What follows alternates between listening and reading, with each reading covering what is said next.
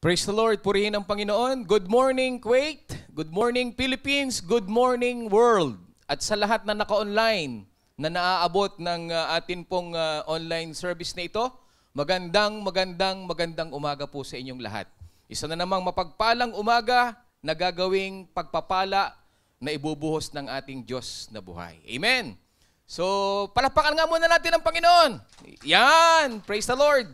Okay, sa hindi na pagtatagal, in behalf of Pastor Melvin Ramirez, Pastora Grace Ramirez, and to all the leaders, narito na naman po muli ang inyong lingkod upang gamitin sa pangangaral ng kanyang salita. And let us stand bilang paggalang po sa salita ng Diyos. And let us open our Bible in the book of Luke chapter 17, verses 32 up to 36. At ganito po ang sinasabi in King James Version. Remember Lot's wife. Whosoever shall seek to save his life shall lose it, and whosoever shall lose his life shall preserve it. I tell you, in that night there shall be two men in one bed. The one shall be taken, and the other shall be left. Two women shall be grinding together. The one shall be taken, and the other left.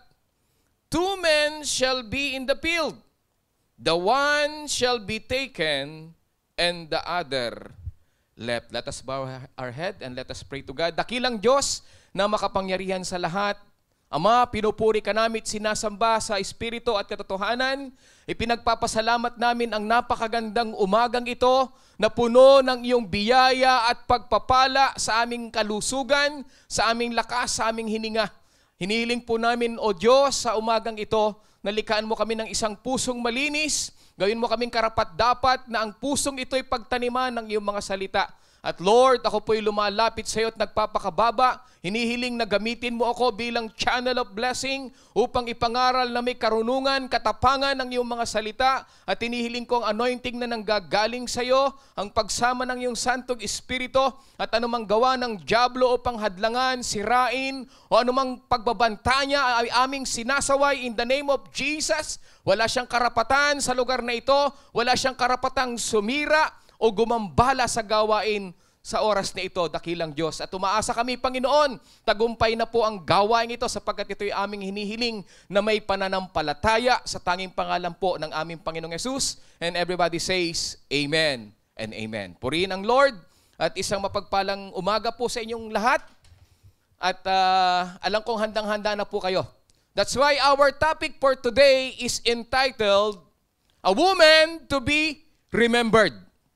Ang tanong, sino ba itong woman na to? Kagaya nung ating binasa in verse 32, none other than but the Lot's wife. Ang tanong, bakit hindi kaya pinangalanan tong babaeng ito? Hindi ba kayo nagtataka?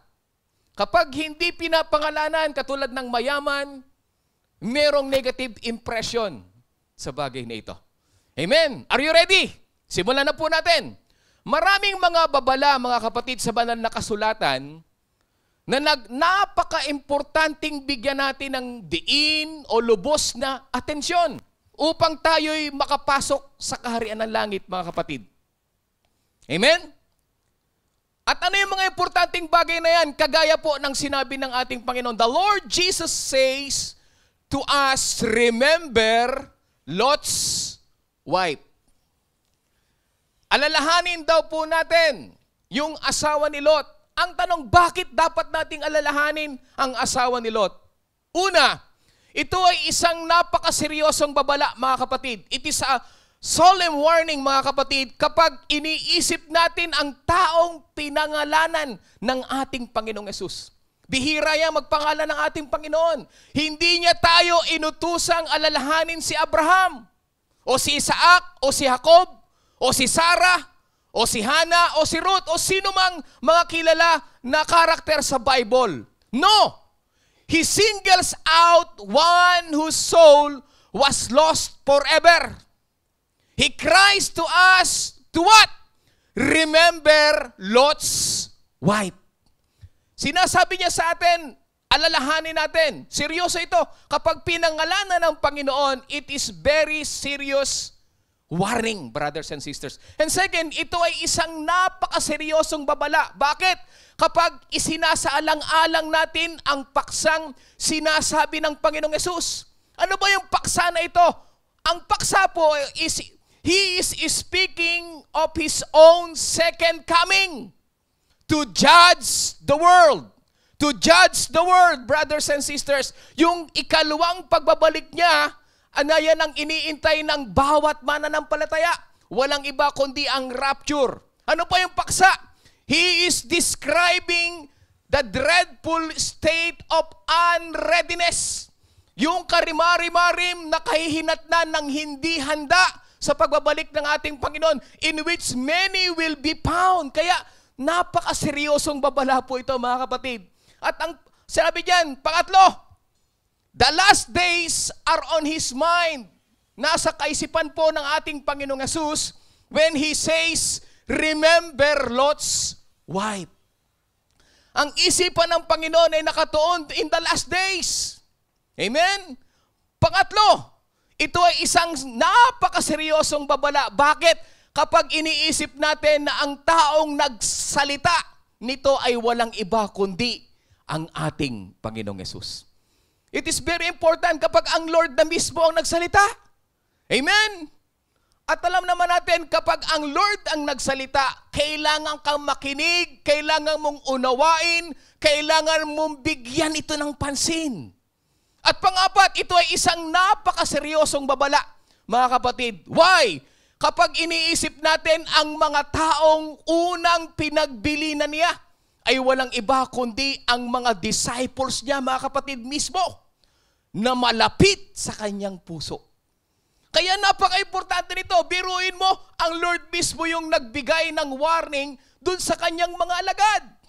Panglima, ito ay isang napakaseryosong babala, mga kapatid. Kapag isinasasaalang-alang natin ang paraan kung paano ito ibinigay. Paano ba ibinigay ito? Hindi lang niya sinasabi, mga kapatid, mag-ingat sa pagsunod, mag-ingat sa paggaya, kundi huwag tayong tumulad, mga kapatid, sa asawa ni Lot. Ibig sabihin, huwag tayong tumulad sa asawa ni Lot. Take note, asawa ni Lot. Amen? Lot's wife was professor of religion. Pag sinabing professor of religion, mapagpaimbabaw po ito. Her husband was a righteous man, but she is a professor of religion. Bakit sinabing professor of religion itong asawa ni Lot? Tingnan po natin. Basahin natin in 2 Peter o 2 Pedro 2:6-8. Hinatulan din ng Diyos ang mga lungsod ng Sodom at Gomora dahil sa kasamaan nila. At sinunog ang mga ito para ipakita ang mangyayari sa masasama. Verse 7. Pero iniligtas ng Diyos si Lot. Ayan. Bakit iniligtas si Lot? Isang tao siyang matuwid, mga kapatid. Isang taong matuwid na nababahala sa malaswang pamumuhay ng mga tao. Verse 8. Habang naninirahan doon si Lot, araw-araw niyang nasasaksihan, take note, araw-araw niyang nasasaksihan ang masasama nilang gawain at labis na naghihirap ang kalooban niya. Take note, napakahirap po talagang mamuhay sa isang lugar na puro kasamaan, kalaswaan ang ginagawa. Salamat na lang, hindi nahawa itong si Lot.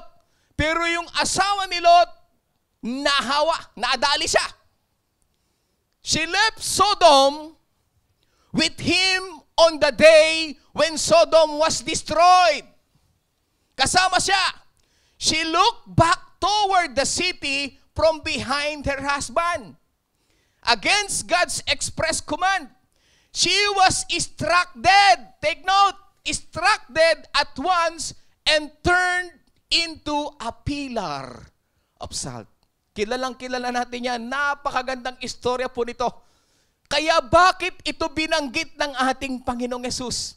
At pambihira na sabihin ng Lord, remembered Lot's wife. Take note, the last days are upon us, mga kapatid. Naandito na tayo. The second coming of the Lord Jesus draws near, mga kapatid. Napakalapit na. Kitang-kita na natin lahat ng mga prophecy na gaganap na, yung mga signs nangyayari na. The danger of worldliness is yearly increasing in the church. Pinapasok talaga yung mga churches at halos wala ng holiness sa loob ng iglesia. Ganyan katindi na ngayon ang last days, mga kapatid. At kung makikita natin, yung mga gera na nangyayari ngayon, yung pandemic na nangyayari ngayon, yung kahirapan na nangyayari ngayon, that is the sign that the Lord are nearly coming. Amen? The question is, are you ready? Brothers and sisters, let us be provided, brothers and sisters, with safeguards and antidotes against the disease that is around us, and let us become familiar with the story of Lot's wife. Bakit? Para magkaroon tayo ng pag-iingat. Kaya dapat meron tayong pangsupil para hindi makapasok sa atin yung karakter na nangyari sa Lot's wife na ito. Simulan natin ngayon. Una, the religious privileges which Lot's wife enjoyed. Pag-aralan na natin ngayon, ano ba ang meron dito sa asawa ni Lot na ito, mga kapatid? Compared with millions of her fellow creatures in her time, Lot's wife was a favored woman. Bakit ko sinabing favored woman? Una, in the days of Abraham and Lot, true saving religion was uncommon upon earth. There were no Bibles, brothers and sisters. Hindi pa po kompleto ang Bible noon. In the Old Testament pa lang, no ministers, no churches, no tracts, no missionaries. Ganon katindi. And next, ang kaalaman tungkol sa Diyos ay exclusive lang sa ilang piling pamilya, mga kapatid. Exclusive kila Abraham, kila Lot. Ang malaking bahagi ng mga naninirahan sa mundo ay nabubuhay sa kadiliman, kamangmangan, pamahiin at kasalanan. Kaya very special, favored woman na makasama sa angkan ng mga sinasamahan, kinakausap at pinagpapala ng ating Diyos. She had a godly man, brothers and sisters, for her husband. Why? In 2 Peter, righteous itong si Lot. She had Abraham. Mga kapatid, the father of the faithful for her uncle by marriage. The faith, the knowledge, and the prayers of these two righteous men could have been no secret to her. Ganyan ka-favored, mga kapatid. Ganon kapag pinagpala itong asawa ni Lot, brothers and sisters. Pero mo magkaroon ka ng asawang righteous. Magkaroon ka ng uncle na righteous. Amen? Imposibleng tumira siya sa mga tolda, brothers and sisters. Kasama nila Abraham sa mahabang panahon nang hindi nalalaman. Hindi nakita, narinig kung sino ang kanilang pinaglilingkurang Diyos na makapangyarihan. Tiyak ako, natuklasan niya, naunawaan niya, nakilala niya kung sino ang makapangyarihang Diyos na kumakausap kay Abraham, kumakausap kay Lot. Amen? Ngunit ano ang mabuting epekto ng lahat ng mga pribilehiyong ito, brothers and sisters, sa puso ng asawa ni Lot? Alam niyo po ba? Ang sagot ay wala. Walang epekto ang mga bagay na ito. Bakit? Ang tanong, bakit? Bakit yung favored ng Lord sa kanya ay binaliwala niya? Kasi sa kabila ng lahat ng kanyang mga pagkakataon at paraan ng biyaya, sa kabila ng lahat ng kanyang mga espesyal na babala at mga mensahe mula sa langit, siya ay nabuhay at namatay na walang grasya. Walang Diyos, hindi nagsisisi at hindi naniwala.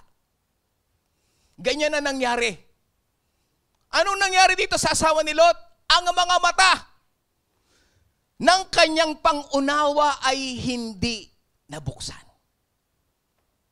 Meron siyang mata, pero naging bulag-bulagan. Ano pa? Ang kanyang budhi, yung kanyang konsensya ay hindi kailanman talagang napukaw at nagising sa katotohanan. Ano pa? Ang kanyang puso ay hindi kailanman talagang dinala sa isang estado ng pagsunod sa Diyos. Kasama lang siya, pero totoo nun, hindi siya totoong sumusunod sa ating Diyos. Ano pa? Ang kanyang paningin, yung kanyang mata, ay hindi kailanman talagang nakatuon sa mga bagay na nasa itaas. Ang focus ng mata niya ay sa lahat ng bagay sa mundong ito. The world was in her heart. And her heart was in the world. In this state, she lived. And in this state, she died. Nabubuhay siya at namatay para sa mundo na kanyang pinakamamahal. Mahal na mahal niya ang mundo. Gustong-gusto niya ang mundo.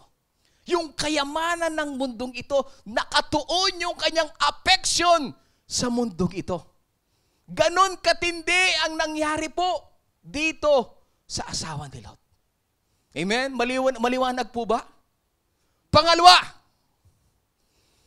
ano nangyari? The sin which Lot's wife committed. Pag-aralan natin, ano ba talaga ang kasalanan nito? Bakit pinapaalala sa atin ng Panginoong Yesus? Ano ba ang kanyang nagawang kasalanan? Tingnan natin. Ang sabi diyan, the sum and substance of her transgression lies in these three words. Ano yon? She looked back. Yun yung kasalanan niya. Tumingin siya patalikod. Lumingon siya. Ang tanong, does that sin seems small in the eyes of many people? Lumingon lang naman. Bakit ganun? Bakit pinurusahan ka agad siya? Ay lumingon lang naman. Anong ibig sabihin nito, mga kapatid? Ang kasalanan ba ng asawa ni Lot ay tila isang maliit na kasalanan upang tumanggap ng gayong kabigat na parusa? Yun ang question ng mga tao. Pero una, that look was a little thing. Yes, that look is a little thing. But it revealed, brothers and sisters, the true character of Lot's wife. Isang tingin, pero marirevealed kung ano ang tunay na karakter ng asawa ni Lot. Amen? Why? Little things will often show the state of a man's mind. Sa tingin pa lang, makikita mo kung anong klaseng pag-iisip meron ng tao. Even better than great ones, brothers and sisters. And little symptoms are often the signs of deadly and incurable diseases. Nagsisimula sa maliit na bagay, pero grabe ang ibinubunga. Amen? The fruit that Eve ate was a little thing, brothers and sisters. Isang kagat lang naman eh.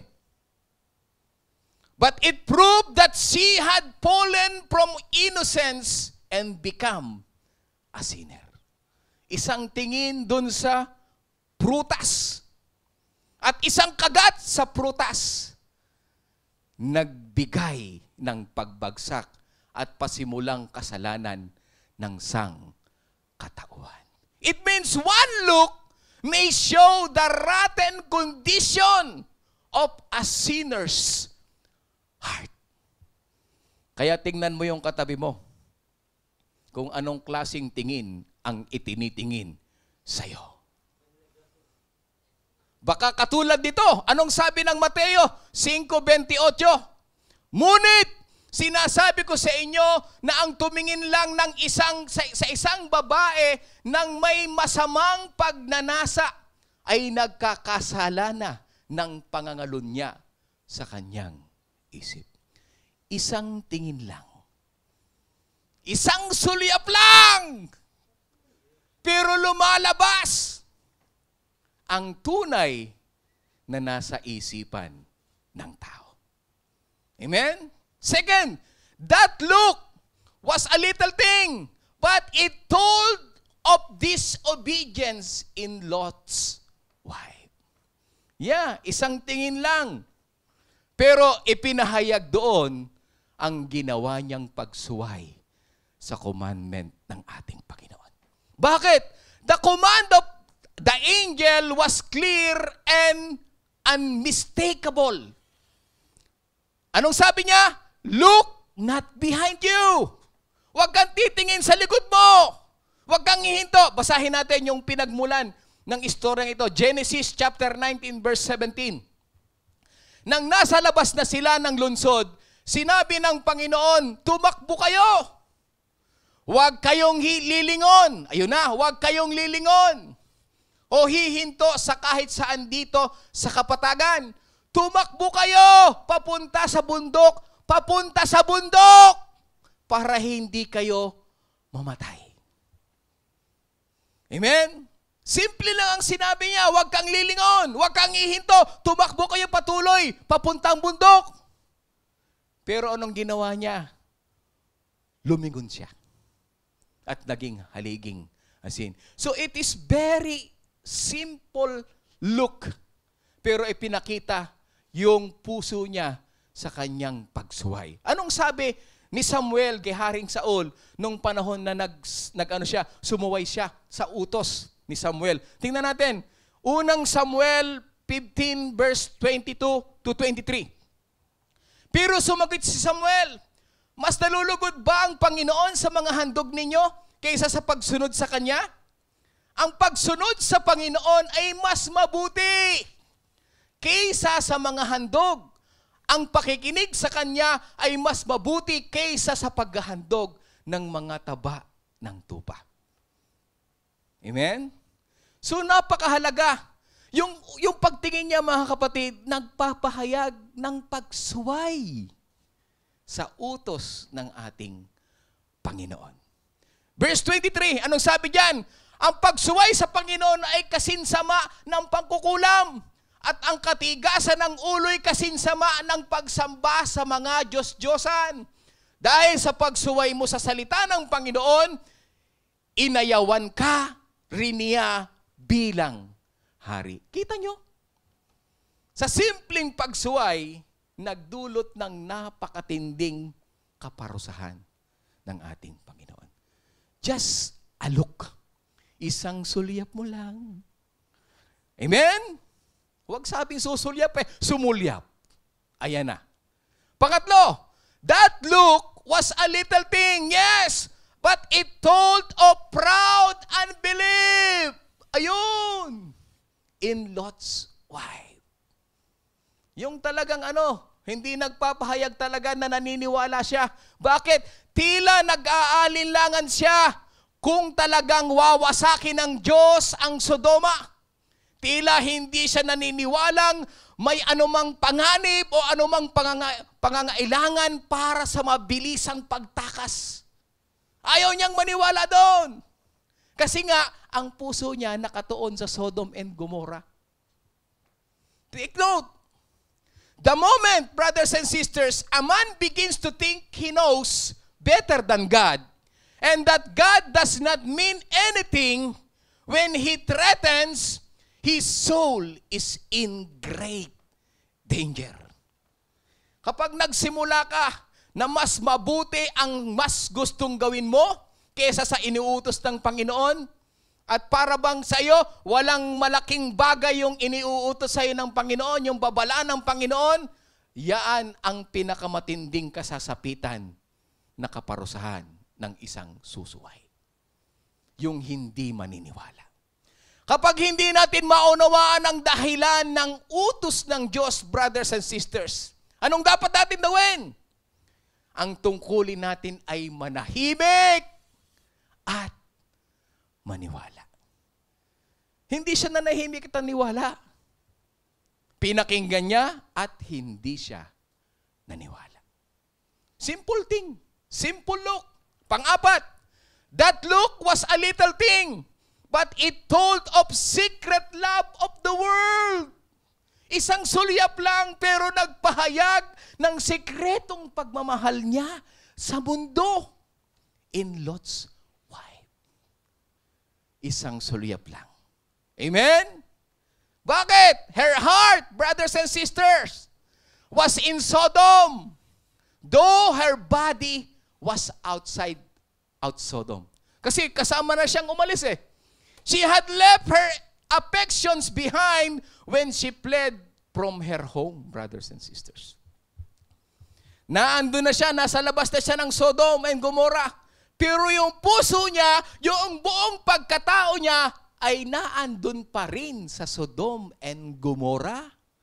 Her eyes turned to the place where her treasure was. Yung kanyang mata, doon pa rin nakatingin doon sa pinakamamahal niya. Walang iba, kundi ang Sodom and Gomorrah. Anong sabi ng Santiago 4:4? Babala ni Santiago, kayong mga hindi tapat sa Diyos, hindi nyo ba alam na kaaway ng Diyos ang umiibig sa mundo? Kaya ang sino mang nagnanais makipagkaibigan sa mundo ay ginagawa niyang kaaway ng Diyos ang sarili niya. Yun daw makipagkaibigan sa mundo. Lalo na yung mahalin mo yung mundo. Nagiging kaaway ka daw ng Diyos.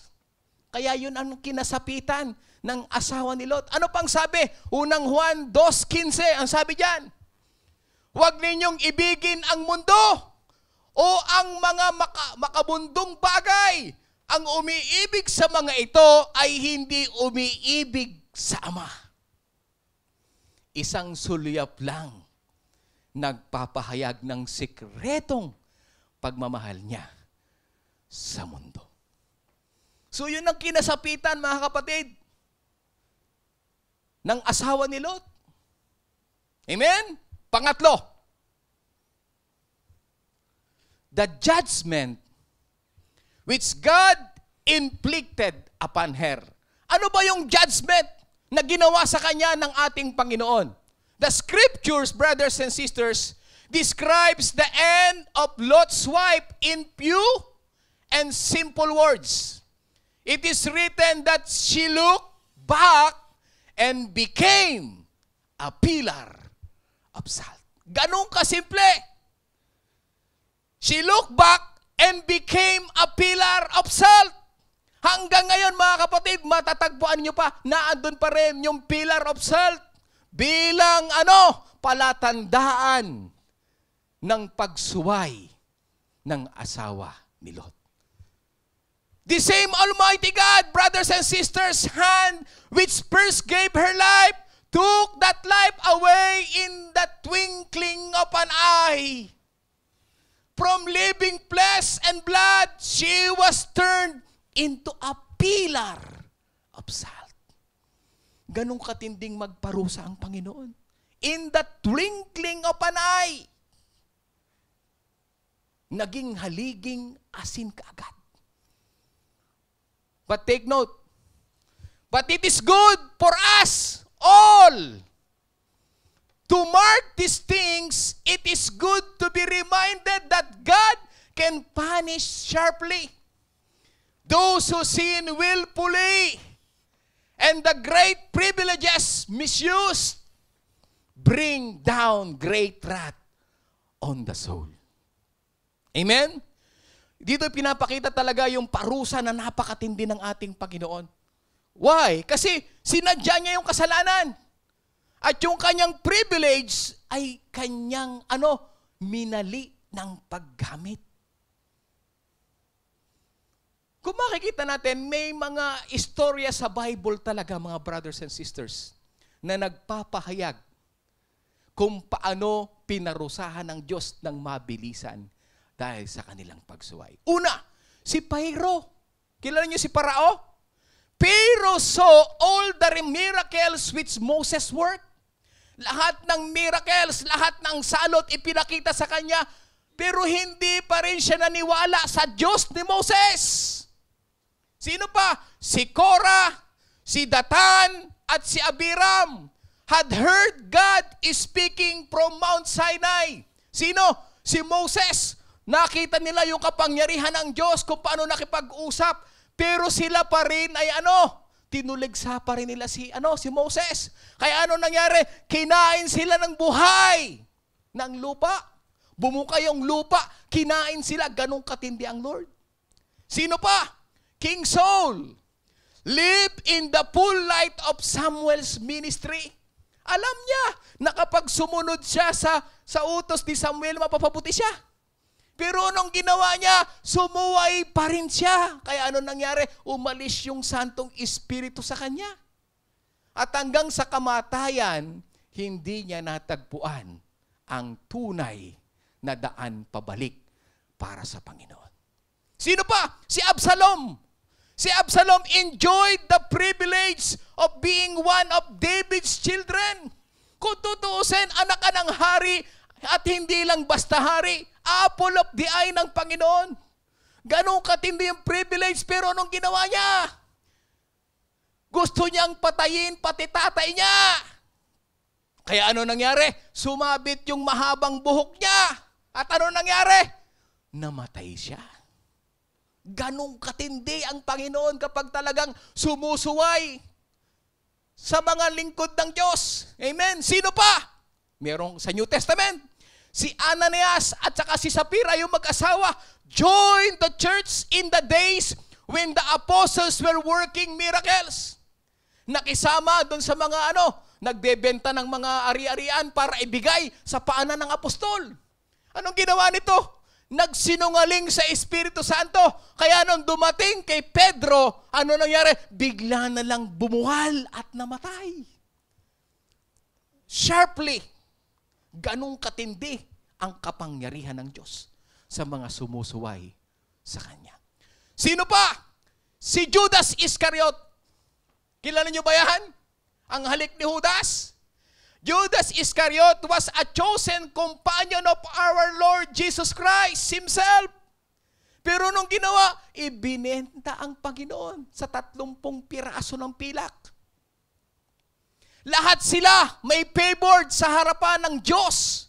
Ngunit silang lahat ay nagkasala ng may paglabastangan laban sa liwanag at kaalaman.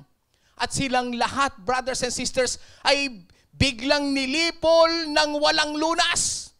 Wala silang panahon o puwang para sa pagsisisi. Pinatigas nila ang kanilang puso sa kanilang pagsuway sa ating Diyos na buhay. Amen? Silang lahat ay nagpaalipin sa kanilang mga kasalanan, hindi napatawad, hindi nagbago, at lubos na hindi karapat-dapat sa langit. At dahil patay na sila, binabanggit pa rin sila yung istorya nila upang huwag tularan. Tulad ng asawa ni Lot. Kaya ang sabi ng Panginoon, remembered Lot's wife. Kasi negative ito. Lalalim pa tayo mga brothers and sisters. Brothers and sisters in Christ, you have seen the history of Lot's wife. Her privileges, her sin, and her end. Ingat tayo na matulad sa kanya. Huwag na huwag kang lilingon. Huwag na huwag kang hihinto. Patuloy lang tayo kung ano ang iniuutos sa atin ng ating Panginoon. Amen? Pang-apat, at dito ako gusto kong magdiin ng ating pag-aaral. The question is, why did Jesus Christ relate Lot's wife to the last days? Hindi ba kayo nagtataka? Bakit binanggit yung asawa ni Lot sa last days na mangyayari. Napakahalaga nito. At dito tayo magpo-focus. Tingnan po ninyo. Basahin natin. Lucas 17:24 verses hanggang 36. Sapagkat ako na anak ng tao ay babalik na tulad ng kidlat na nagliliwanag sa buong kalangitan. Verse 25. Ngunit kailangan muna akong dumanas ng maraming hirap at itakwil ng henerasyong ito. Verse 26. Kung ano ang mga ginawa ng mga tao noong kapanahunan ni Noe, ayan na, ay ganoon din ang gagawin ng mga tao sa araw ng pagbabalik ko na anak ng tao. In the last days, kung ano daw yung nangyayari nung panahon ni Noe, ganon din daw ang mangyayari in the last days. Ano pa? Sa panahon nga ni Noe, wala silang inaatupag, kundi ang magsaya. Yung mahilig sa pagsasaya. Ayan. Nagkakainan sila, nag-iinuman at nag-aasawa. Hanggang sa araw na pumasok si Noe sa barko, dumating ang baha at nalunod silang lahat. Anong makikita natin? Wala daw inaatubag ang mga tao kundi magsaya, magkainan sila, mag-inuman, mag-asawa. Ano pa? Verse 28. Ganon din noong kapanahunan ni Lot. Ayan na. Ang mga tao ay nagkakainan, nag-iinuman, nagninegosyo, nagsasaka, at nagtatayo ng mga bahay. Kaparehas din ang nangyayari sa atin sa panahon ngayon. Anong nangyari ngayon? 29. Hanggang sa araw na umalis si Lot sa Sodom. At pagkatapos, umulan ng apoy at asupre mula sa langit at namatay silang lahat doon sa Sodom. Ganyan din ang mangyayari sa araw ng pagbabalik ko na anak ng tao, sabi ng ating Panginoon. Anong mangyayari? Sa araw na iyon, ang nasa labas ng bahay ay huwag nang pumasok para kumuha ng mga ari-arian niya. Ang nasa bukid ay huwag nang umuwi. Ano pa? Verse 32, eto na, binanggit na ngayon. Alalahanin ninyo ang nangyari sa asawa ni Lot. Bakit? Sapagkat ang taong naghahangad magligtas ng kanyang buhay ay mawawalan nito. Ngunit ang taong nagnanais mag-alay ng kanyang buhay alang-alang sa akin ay magkakaroon ng buhay na walang hanggan. Anong mapupunan natin mga kapatid? Ibig lang sabihin ng Panginoon, ng ating Panginoong Yesus, na sa kanyang pagbabalik, huwag tayong matulad sa asawa ni Lot. Huwag mo nang balikan ang dapat balikan. Huwag ka nang lumingon. She looked back, she delayed. Perhaps she desired to take something with her. And God made her a monument of His displeasure. Anong ibig sabihin yan mga kapatid? Tumakas na eh. Tumakbo na siya palabas eh. Pero nagkuli siya.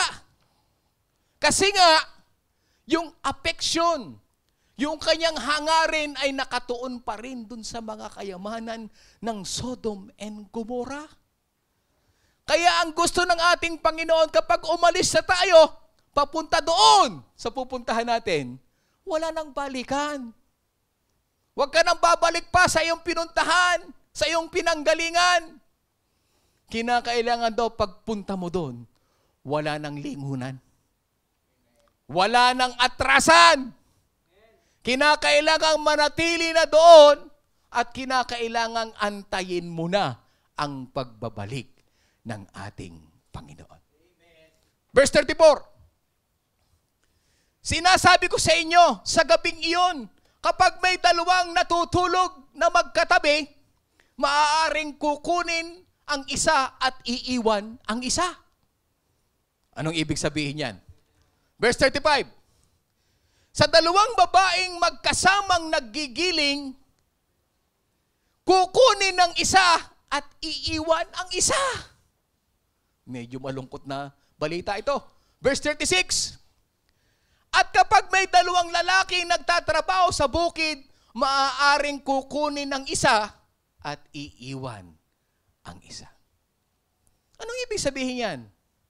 When Jesus comes, brothers and sisters, some will be taken suddenly and others will be left behind. May kukunin, alive and remain, subalit merong maiiwan. Jesus directed His disciples. Ang kausap niya mismo dito ay mga disciples. When they saw the signs, to flee to the mountains.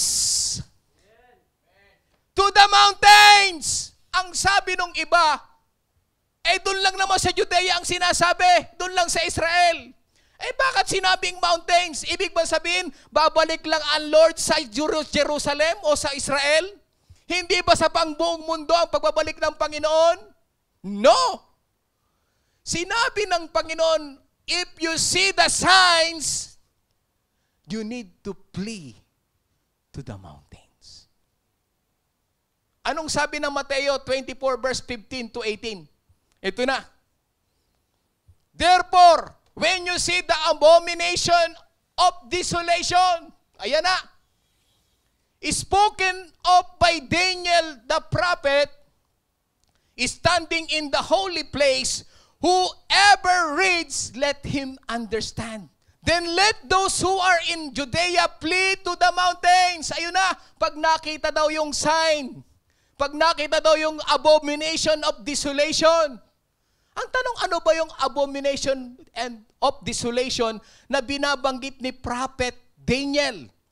Basahin natin in Daniel 9:27, ang sabi diyan, then he shall confirm a covenant with many for 1 week, but in the middle of the week, he shall bring an end to sacrifice and offering.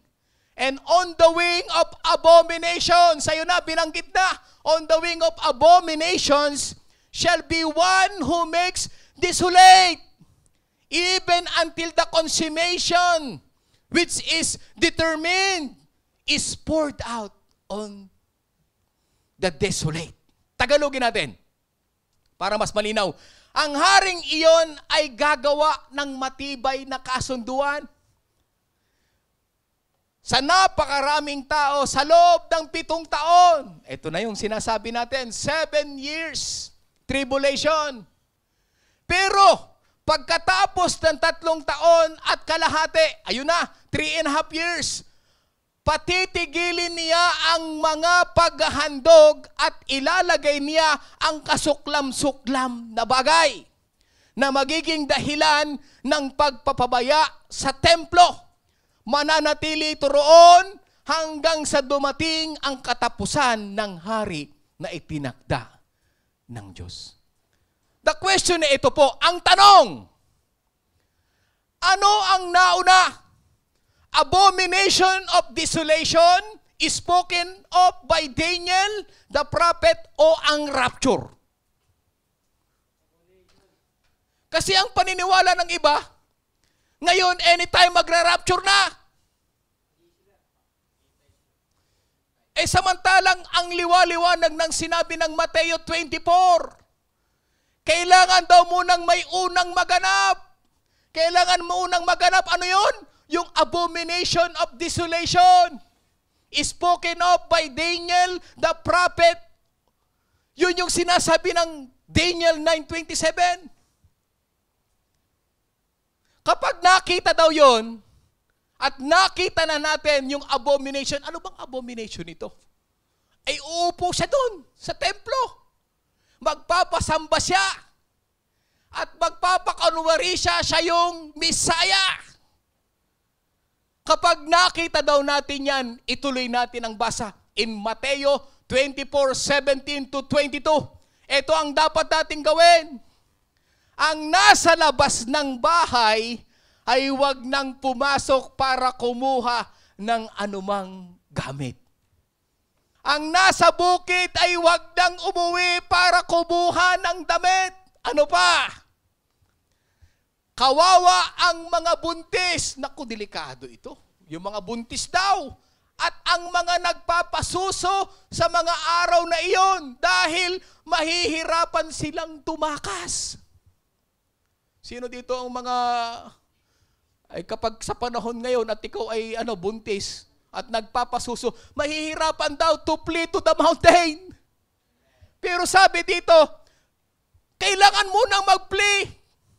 At sa pag-flee daw, kapag ikaw ay umalis na, huwag ka nang lilingon. Huwag ka nang babalik para kunin kung anong gusto mong balikan. Pag tumakas ka na, takas na diretso to flee to the mountain. Hallelujah. Amen. Ang sabi dito, 20. Idalangin ninyo na ang pagtakas ninyo ay hindi mataon sa taglamig. Ay kasi nga bundok eh. Ay kung malamig nga naman, naku, baka tayo lamiging mabuti. O sa araw ng pamamahinga. Ano pa? Sapagkat sa mga panahong iyon, makakaranas ang mga tao ng napakatinding kapighatian na hindi na nararanasan mula ng likhain ang mundo hanggang ngayon at wala nang mangyayari pang ganoon kahit kailan. So napakaliwanag mga kapatid. Ewan ko ba kung bakit hindi makita ng mga bumabasa yung pagkakasunod-sunod na mangyayari. Hindi po pwedeng mag-rapture daw nang hindi muna magaganap ito. Amen? Kailangan mo nang lumitaw yung suwael bago mag-rapture. Ang problema yung iba, abay grabe, magra-rapture na. Anytime daw ngayon, magra-rapture na. Sinasabi ng Panginoon, hindi pa ngayon. Kailangan mo nang may maganap, kaya kailangan kang maghanda. Kailangan tayo mag-prepare to flee to the mountain. To flee to the mountain. Hallelujah. At sa verse 22, tingnan po ninyo. Kung hindi paiklein ng Diyos, ang panahong iyon walang matitirang buhay. Ngunit alang-alang sa kanyang mga pinili, alang-alang sa atin, sa lahat ng anak ng Diyos, paikliin niya ang panahong iyon. Yung pagtakas daw natin mga brothers and sisters, to flee to the mountain, maiksing panahon lang. Why? Kukuhanin na kagad tayo ng Panginoon. Hallelujah. Amen. At kung sinabing paikliin ng Diyos, yung kapighatiang yon, kung 7 years ang sinasabi nila at paikliin, abay hindi na kompletong 7 years ito. Pinaikli na nga eh. Alang-alang daw sa mga pinili. Ibig sabihin mga kapatid, kung ang Antikristo ay uupo in the 3.5 years doon sa templo, tapos babawasan pa yung 3.5 years, abay wala nang 3.5 years to flee to the mountain. Kailangan tayo maganda mga brothers and sisters. So maliwanag, mauuna muna yung desolation, yung abomination of desolation. Yung yung kanyang kasuklam-suklam na gagawing pag-upo dun sa templo. At ano mangyayari? Magaganap yung mga bagay na dapat maganap. At sa panahong yung kinakailangan doon, tayong tumakas na patungo sa mountain. Ang sabi ng iba, ang inutusan lang daw yung mga Hudyo. Hindi kasama yung Pilipino. Hindi kasama yung incheck. Abay, may kaluluwa ba yung incheck? May kaluluwa ba yung Pilipino? Yes! At ang Diyos ba nila? Hindi ang Panginoong Hesus?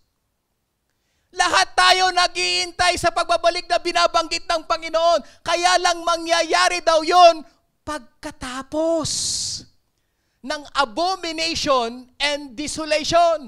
Palinawin natin, anong sabi ng 2 Thessalonica?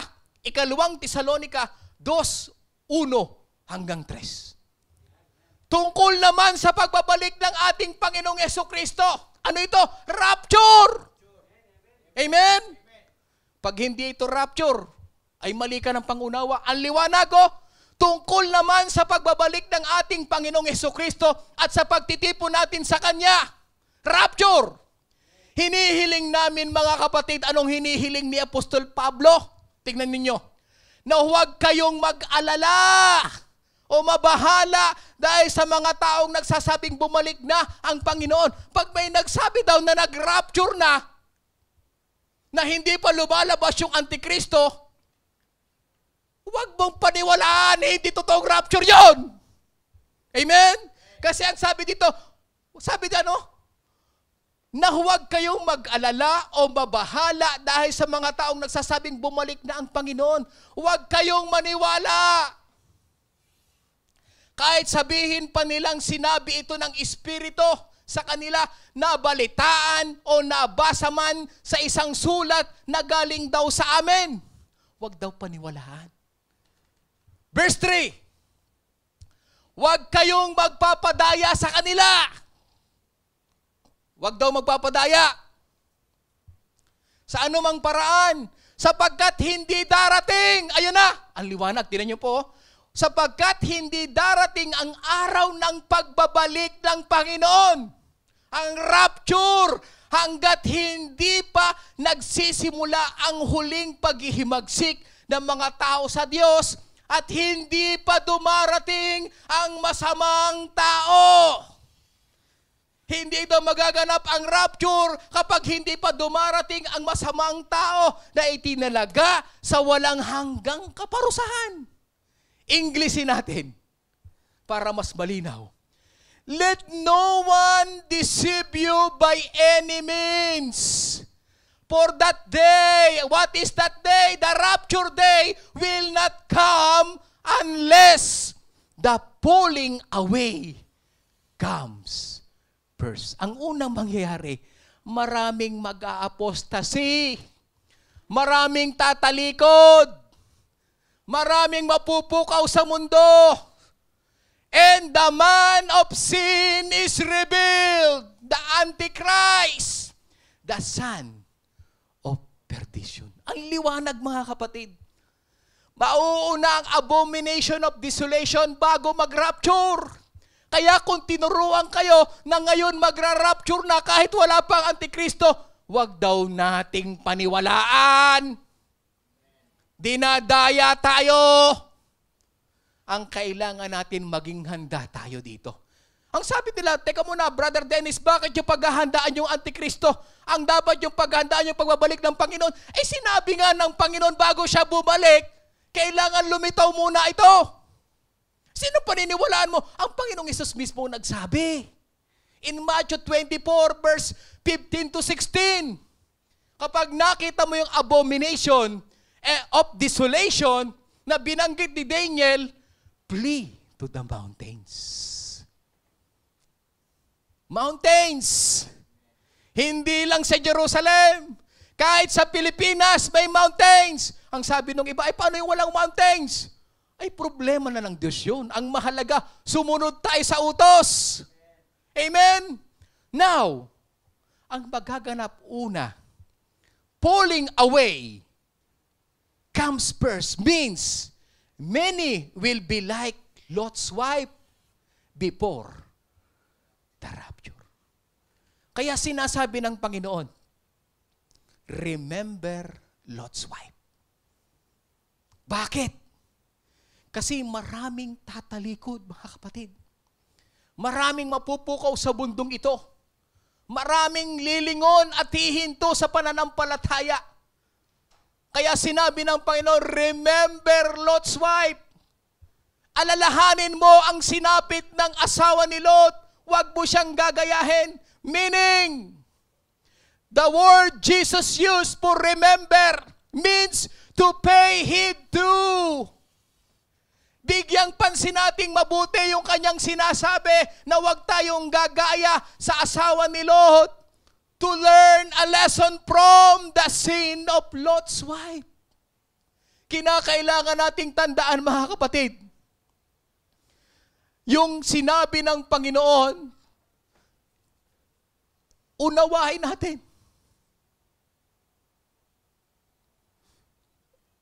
Atin daw alalahanin. ang babaeng ito na ano? Na lumingon at hindi natanggap ang pangako ng ating Panginoon. Amen? So sa atin mga kapatid, kung ano ang nangyari sa asawa ni Lot, mga kapatid, sinasabi ng Lord, alalahanin mo yan. It is a serious warning to every one of us. Remembers Lot's wife. And that is a woman to be remembered. Kaya ang topic po natin, mga kapatid, a woman to be remembered. And her name is Lot's wife. Hindi pinangalanan. Ang sabi ng iba, si Edith daw. Aba, nagkaroon na ng pangalan. Pero ang totoo niyan, hindi pinangalanan. Amen? At yun po ang pinakamatindi. Kung makikita ninyo, kapag dating sa negative, yung mayaman, hindi rin pinangalanan. Ano pa? Itong asawa ni Lot, hindi pinangalanan. Pero tayo na sumunod sa gospel ng Panginoon, we are written in the book of life. Kaya makikita mo, yung pangalan mo ay babanggitin at babanggitin at babanggitin. So this is the warning of our Lord Jesus Christ. A woman to be remembered. Yang babaeng yan ay wag na wag nating kagayahin. Ang tanong ko mga kapatid ngayong umagang ito, ano ang pumupukaw sa iyo sa mundong ito? Bigla akong napaisip at naisip ko, ang sarap ng buhay sa lugar ng community. Nandun sila, sama-sama sila, at nabubuhay silang sama-sama doon, na nag-iintay sa panahon na matayo ang third temple at umupo ang Antikristo. At kapag umupo na ang Antikristo, sabi ng Panginoon, we must flee to the mountain. That is a wise decision, brothers and sisters.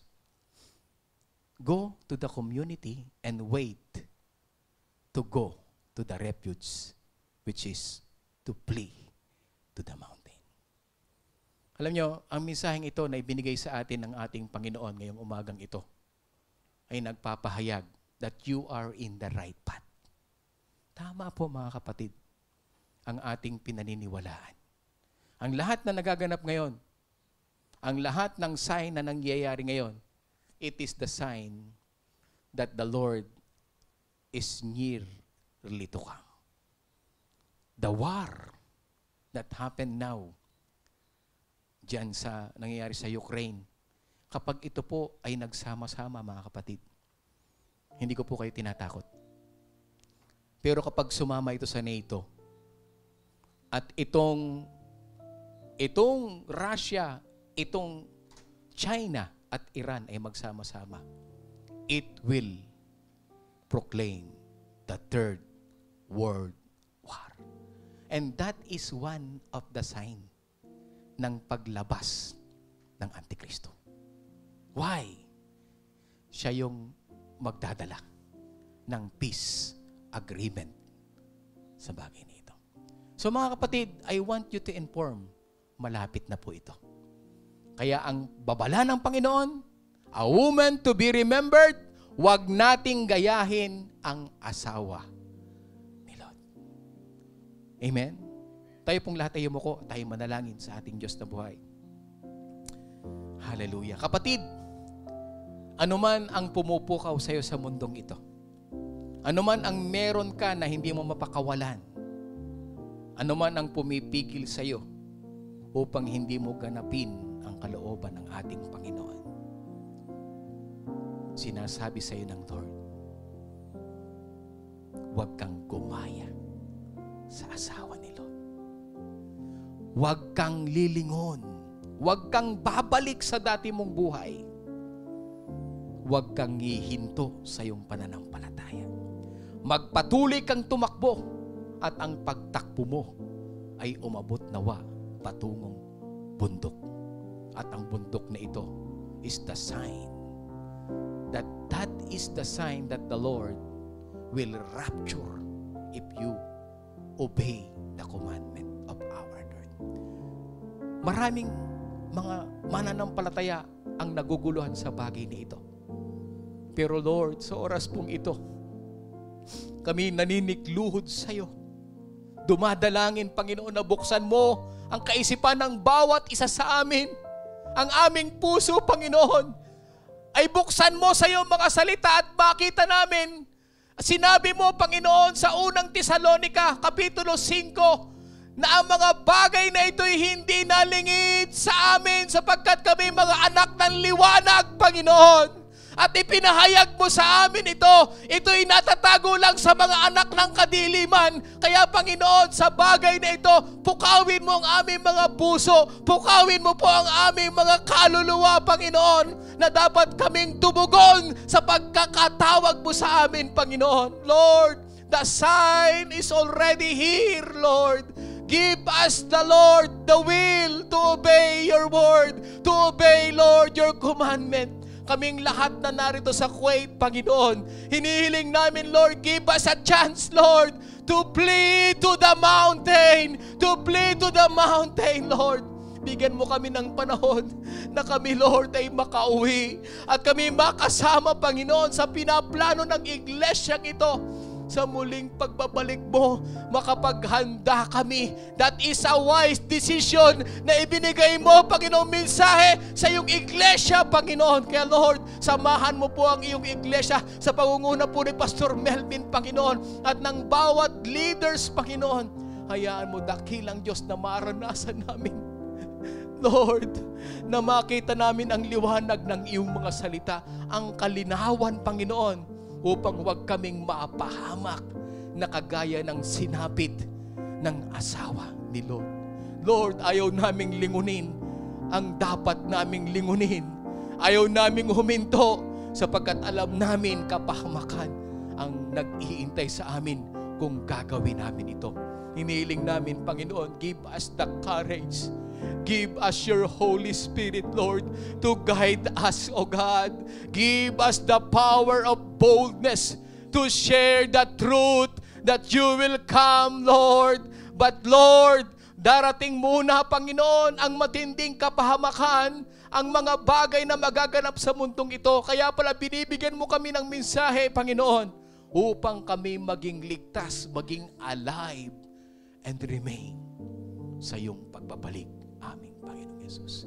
Nawa ang mensaheng ito, Panginoon, ay humipo at nagbigay aral sa amin ngayong umagang ito. Ito po ang aming samot dalangin sa pangalan ng Panginoong Yesus. And everybody says, Amen and Amen. Purihin ng Panginoon. Hallelujah.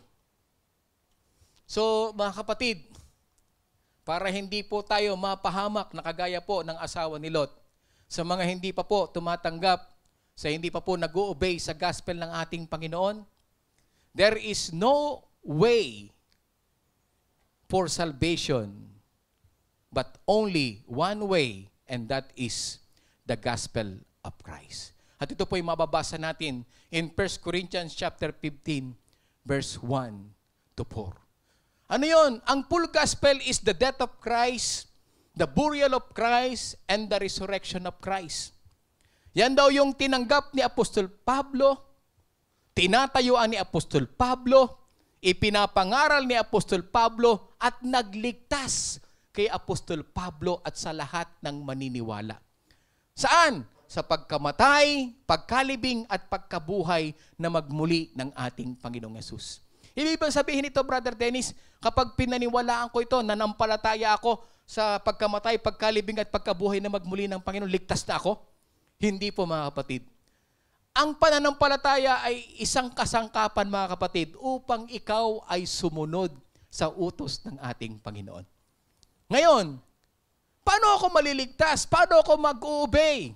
Natatandaan po ba ninyo nung sinabi ng ating Panginoong Yesus kay Apostol Peter in Matthew 16 verse 18 to 19? Si Peter daw ang pinagbilinan ng mga susi ng kaharian ng langit. Pag sinabing mga susi, it is plural. Meaning, higit sa isa ang susi para pumasok sa langit. At kung makikita natin, pagkatapos ng mabautismuhan siya ng banal na Espiritu, matanggap nila ang kaloob ng banal na Espiritu. Si Peter ang unang preacher of the gospel of Christ. At sa panahon ng Acts chapter 2, ipinangaral niya ang pagkamatay, pagkalibing at pagkabuhay na magmuli ng ating Panginoong Hesus. At pagdating ng verse 37, nabagbag daw ang mga puso ng mga Hudyo. 3,000 mahigit pa ay nabagbag ang puso at sinabi nila kay Apostol Pedro at mga alagad, anong gagawin namin para kami ay maligtas? Doon na po inumpisahan ni Apostol Pedro na ipahayag ang way of salvation. In verse 38, we need to repent. Sabi ni Pedro, kailangan tayo mag-repent. Kailangan magsisi. Bakit? Kasi lahat tayo makasalanan. Ang sabi ng Romans chapter 3 verse 10, walang matuwid, wala kahit isa. At kailangan pangalawang susi, kailangan tayong mabaptize in Jesus' name for the remission of our sin.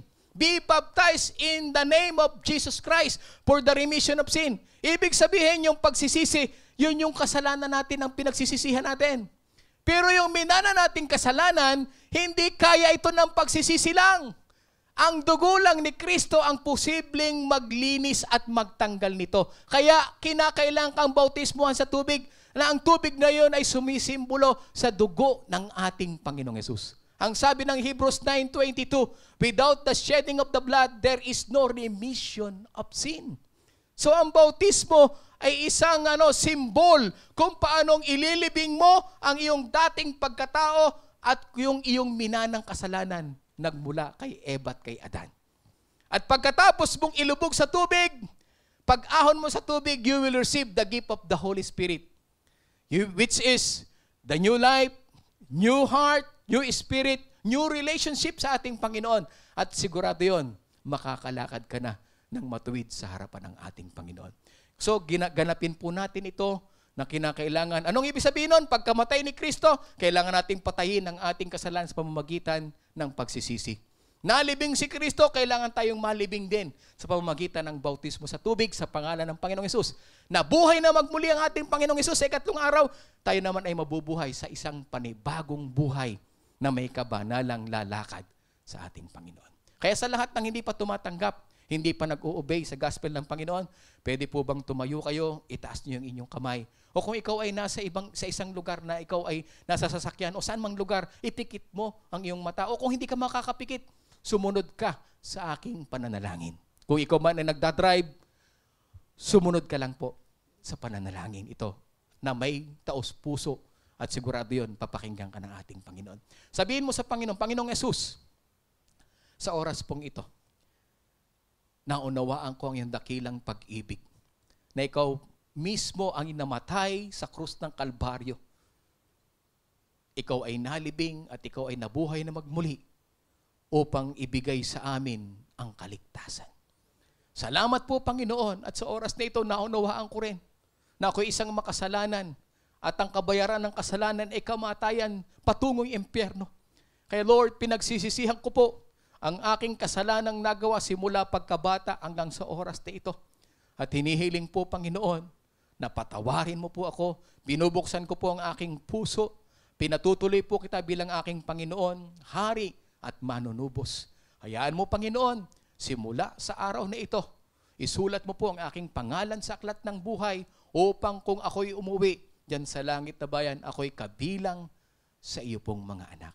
Simula sa araw na ito, Panginoon, isinusuko ko sa iyo ng buo ang aking buhay hanggang sa iyong pagbabalik, naway madatnan mo po ako na nagpapatuloy na nagtatapat sa iyo. Ito po ang aking panalangin sa pangalan po ng Panginoong Hesus. Amen and amen.